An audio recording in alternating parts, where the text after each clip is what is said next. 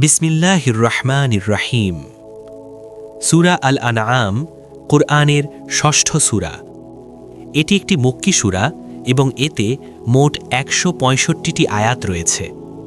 এই সূরাটি এমন এক সময় নাজিল হয় যখন মক্কার মানুষ শিরক, কুসংস্কার ও ভ্রান্ত বিশ্বাসে ডুবেছিল। তাই সূরা আল আনআম মূলত তাওহীদ, রিসালাত ও আখিরাতের প্রমাণ তুলে ধরে এবং মুশরিকদের ভুল বিশ্বাস যুক্তির মাধ্যমে ভেঙে দেয়। ১. আল্লাহর প্রশংসা ও সৃষ্টির প্রমাণ। সূরার শুরুতেই আল্লাহ তাআলা বলেন, সমস্ত প্রশংসা আল্লাহর জন্য, যিনি আসমান ও জমিন সৃষ্টি করেছেন। এই আয়াতের মাধ্যমে আল্লাহ মানুষকে চিন্তা করতে বলেন, এই বিশাল আসমান, পৃথিবী, আলো, অন্ধকার সবকিছু কি এমনিতেই সৃষ্টি হয়েছে? না, সবকিছুর পেছনে রয়েছেন একজন স্রষ্টা। এটাই তাওহীদের প্রথম ডাক। ২. মানুষ কেন অস্বীকার করে? আল্লাহ বলেন, মানুষের সামনে নিদর্শন আসার পরও তারা ঈমান আনে না, কারণ অহংকার, দুনিয়ার মোহ, পূর্বপুরুষদের অন্ধ অনুসরণ। এই সূরা আমাদের শেখায়, সত্য চিনতে হলে হৃদয় খোলা রাখতে হয়। ৩. রাসূলদের অস্বীকার নতুন কিছু নয়। মক্কার কাফিররা রাসূল সাল্লাল্লাহু আলাইহি ওয়াসাল্লামকে অস্বীকার করত। আল্লাহ বলেন, এটা নতুন কিছু না। এর আগেও নূহ আলাইহিস সালাম, ইব্রাহিম আলাইহিস সালাম, মূসা আলাইহিস সালাম সবার সাথেই এমন আচরণ করা হয়েছিল। শিক্ষা: সত্যের পথে বাধা আসবেই, কিন্তু শেষ বিজয় সত্যেরই। ৪. ইব্রাহিম আলাইহিস সালাম ও তাওহীদের যুক্তি।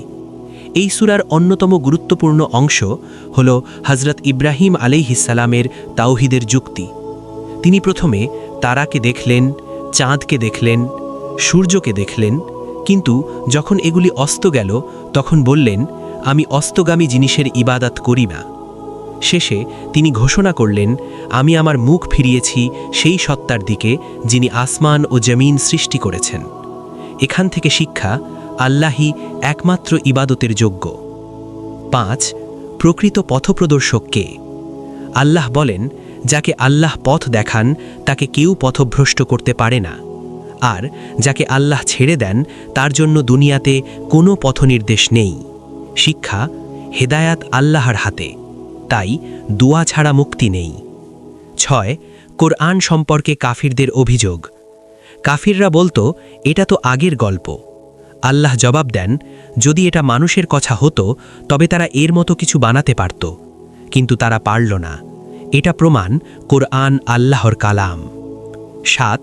গুনাহের প্রকাশ্য ও গোপন দিক।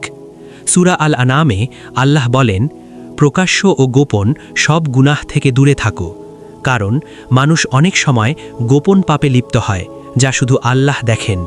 শিক্ষা: তাকওয়া মানে লোকচক্ষু নয়, আল্লাহ ভীতি। ৮. হালাল হারাম ও কুসংস্কার ভাঙন।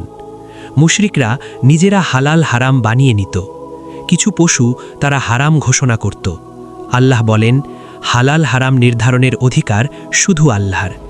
এই আয়াত আজও আমাদের শেখায়, ধর্মে নিজের মন গড়া বিধান ঢোকানো গুনাহ। ৯. সবচেয়ে গুরুত্বপূর্ণ আয়াত, 10টি নির্দেশ। সূরা আল আনআমের শেষ অংশে আল্লাহ দেন 10টি মৌলিক নির্দেশ। সংক্ষেপে: আল্লাহর সাথে শিরক করো না, বাবা মায়ের সাথে সদ্ব্যবহার করো, সন্তান হত্যা করো না, অশ্লীলতা থেকে দূরে থাকো, অন্যায় হত্যা করো না, ইয়েতিমের সম্পদ নষ্ট করো না, মাপে ও ওজনে কম দিও না, ন্যায়ের কথা বলো, আল্লাহর অঙ্গীকার পূরণ করো, সরল পথে চলো। এগুলোই ইসলামের নৈতিক ভিত্তি। ১০. সঠিক পথ একটাই। আল্লাহ বলেন, এটাই আমার সরল পথ, এ পথেই চলো, অন্য পথে যেও না। শিক্ষা: সত্য একটাই, বিভ্রান্তি অনেক। ১১. কেয়ামতের দৃশ্য। সূরার শেষ দিকে আল্লাহ কেয়ামতের দৃশ্য তুলে ধরেন। সেদিন কেউ কাউকে সাহায্য করতে পারবে না, সম্পদ কোনো কাজে আসবে না, শুধু ঈমান ও আমলই রক্ষা করবে। সূরা আল আনআমের মূল শিক্ষা: তাওহীদই ইসলামের মূল ভিত্তি, কোরআন আল্লাহর অবিকৃত কালাম, অন্ধ অনুসরণ নয়, চিন্তা করে ঈমান, হালাল হারাম শুধু আল্লাহ নির্ধারণ করবেন, আখিরাতই চূড়ান্ত সত্য। শেষ কথা, সূরা আল আনাম আমাদের ডাক দেয়, ফিরে এসো এক আল্লাহর দিকে। আল্লাহ আমাদের সবাইকে কোরআনের আলোয় জীবন গড়ার তৌফিক দান করুন। আমিন।